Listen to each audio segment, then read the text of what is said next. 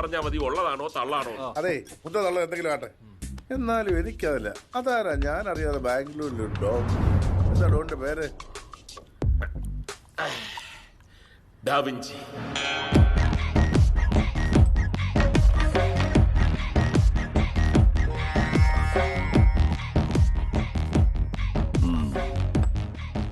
ചെറുപ്പക്കാരാവുമ്പോ ചിലപ്പോ ചില പ്രശ്നങ്ങളോ ചെന്ന് പെട്ടെന്നിരിക്കും. അതിന്റെ പേരിൽ നിങ്ങൾ ഇങ്ങനെ ഡെസ്പാവേണ്ട കാര്യമൊന്നുമില്ല.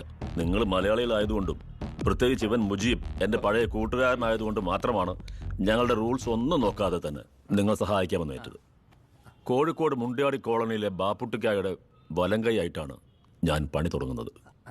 ബാപ്പുട്ടിക്ക അറിഞ്ഞൂടെ?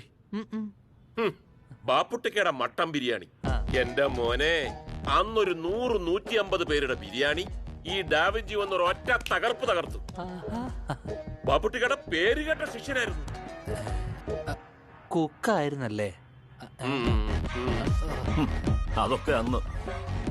കേവലം 3 വർഷം കൊണ്ടാണ് ബിരിയാണി ചട്ടകം പിടിച്ച ഈ കൈകൊണ്ട് പിസ്റ്റലുകളും ബോംബുകളും ഇട്ട് അമ്മാനമാണ് തുടങ്ങിയത്.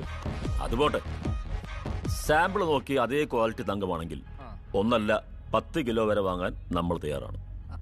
അന്ന് തന്നെ റൊക്കം പൈസ, പകുതി ബ്ലാക്ക് പകുതി അക്കൗണ്ടിൽ. എന്താ സമ്മതമല്ലേ? സമ്മതമാണ്. പക്ഷെ അവിടെ ഈ ലോക്കലിൽ ചെറിയ ഗാനുകളൊക്കെ ഉണ്ട്. അപ്പോ ഒരു രാജഗൗഡൻ എന്നൊരു വില്ലൻ ഇടയിലുണ്ട്. അയാളെ ഭയന്നാണ് ഈ പയ്യൻ ഈ സ്ഥലം മാറ്റി മാറ്റി പറയുന്നത്. അയാൾ അവിടുത്തെ ഡോണാണെന്നാണ് കേട്ടത്. വലിയൊരു സംഘം ആയുധങ്ങളുമായിട്ട് അയാളുടെ പിന്നിലുണ്ട്. പടിഞ്ഞാറൻ ബെൽറ്റിലെ ഗുണ്ട സംഘങ്ങളെയും സകല ടീമുകളെയും ഡാവിഞ്ചി അറിയും. അതിനേക്കാൾ നന്നായി അവർക്ക് ഡാവിഞ്ചി അറിയാം. കേട്ടാ, ഇത് ഞാൻ സോൾവ് ചെയ്തോളാം.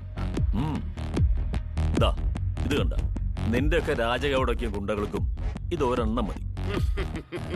50 മീറ്റർ ചുറ്റളവിലുള്ള സർവ്വതും ഇവൻ ഭസ്മമാക്കും. ഈ 50 മീറ്റർ ചുറ്റളം എന്ന് പറഞ്ഞാൽ നമ്മളെല്ലാം പെടില്ലേ അതില്? ഇല്ല, അതെന്താണെന്ന് അറിയണമെങ്കിൽ പൈത്തഗോറസ് സിദ്ധാന്തം എന്താണെന്ന് നീയൊക്കെ അറിയാം. എന്താ അത്? പൈത്തഗോറസ് സിദ്ധാന്തം അറിഞ്ഞൂടെ? അയ്യേ, ആക്ച്വലി ഇതെന്താണ്? അത് ഡേ, നീയൊക്കെ സ്വർണം വിൽക്കാൻ വന്നതാണ്, എന്നോട് കണക്ക് ട്യൂഷൻ വന്നതാണ്. അവന്റെയൊക്കെ ഓരോ സംശയം പറയുന്നത് കേട്ടാ മതി. വാ, ഒരു മിനിറ്റ്.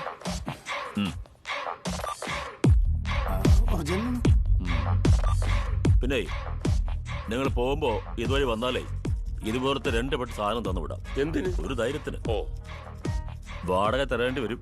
റേറ്റൊക്കെ ഞാൻ പറയാം. ഇത് കൈകാര്യം ചെയ്യാൻ കൂടെ ഒരാളെ കൂടെ വിട്ടാ നന്നായിരിക്കും. എന്തിന്? ഇങ്ങനെയൊക്കെയല്ലേ ഓരോന്ന് പഠിക്കുന്നത്. എത്ര വേണം? ഒരു 5000 കിട്ടിയ ഉപകാരമായിരുന്നു. 3